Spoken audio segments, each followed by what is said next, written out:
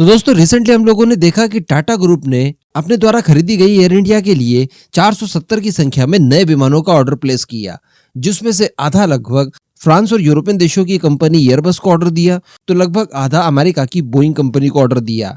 इस तरह से कुल 87 बिलियन डॉलर्स की ये डील थी और बताया जा रहा है कि ये आज तक की सबसे बड़ी विमान खरीद थी। यानी इतने नंबर्स में आज तक किसी भी देश ने विमान खरीदे ही नहीं है। इससे पहले अगर देखा जाए तो अमेरिका की एक एयरलाइंस ने 460 विमान खरीदकर रिकॉर्ड बनाया था, जो कि टाटा ग्रुप के द्वारा तोड़ दिया गया। लेकिन दोस्तों मैं आपको बताने जा रहा हूं कि ये रिकॉर्ड भी जो टाटा ने बनाया है ये भी ज्यादा दिनों तक नहीं चलने वाला है, क्योंकि भारत की एक और एयरलाइंस 500 से ज्यादा यानी 530 के करीब विमान खरीदने जा रही है। जी हाँ, और यहाँ पर उन्होंने दिया है फ्रांस की कंपनी एयरबस को थोड़ा सा तगड़ा झटका, क्योंकि बताया जा रहा है कि इस समय ये जो एयरलाइंस है जो कि नए विमान खरीदने जा रही है लगभग 530 की संख्या में, ये लगातार बोइंग कंपनी से बात कर रही है। हालांकि मैं आपको ये भी बता दूं कि फ्रांसीसी एयरबस भी काफी ज्यादा प्रयास कर रही है, फ्रांस के मिनिस्टर्स भी काफी ज्यादा प्रयास कर रहे हैं, लेकिन फिर भी इस कंपटीशन के दौरान खासी दिक्कतों का सामना करना पड़ सकता है फ्रांस की एयरबस को, क्योंकि यहाँ पर काफी कुछ चीजें बदल दी गई है। चलिए आगे हम लोग डिटेल में डिस्कशन करते हैं कि एक्चुअली खबर क्या है।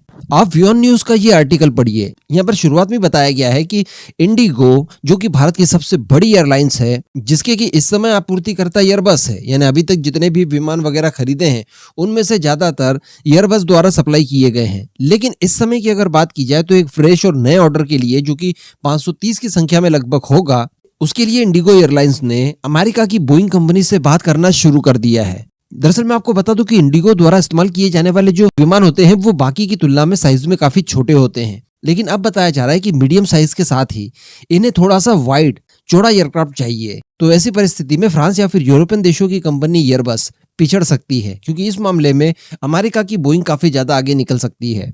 अब इंडिगो की ये संभावित डील को लेकर फ्रांस की तरफ से भी बयान निकल कर आया है। दरअसल पिछले महीने फ्रांस के जो फाइनेंस मिनिस्टर है, जिनका नाम है ब्रूनो ले मायर, उन्होंने दावा किया था कि इंडिगो सैकड़ों विमानों की डील करने जा रही है एयरबस के साथ।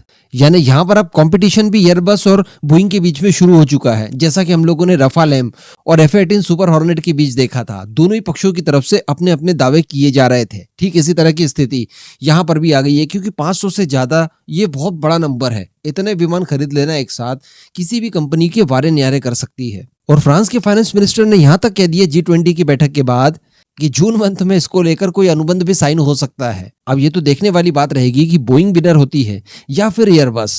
वैसे मैं यहाँ पर आपको बता दूं कि जो इस बार इंडिगो की तरफ से कंडीशंस रखी गई है कि साइज में छोटा हो लेकिन वो चौड़ा विमान हो, इसके लिए बोइंग के पास दो ऑप्शन है। एक तो है A320 नियो और इसके अलावा जो दूसरा है वो है 737 मैक्स। अब ये देखने वाली बात रहेगी कि क्या इन्हीं में से कोई एयरक्राफ्ट सेलेक्ट किया जाता है, क्योंकि ये बताया जा रहा है कि इंडिगो की सारी रिक्वायरमेंट को फुलफिल कर रहा है। खैर यहाँ पर कोई भी जीते कोई भी विनर हो, हमें तो एयरक्राफ्ट से मतलब दोनों ही कंपनीज लगभग सिमिलर टाइप के एयरक्राफ्ट बनाती है। दोनों ही दुनिया की नंबर 1 कंपनीज है।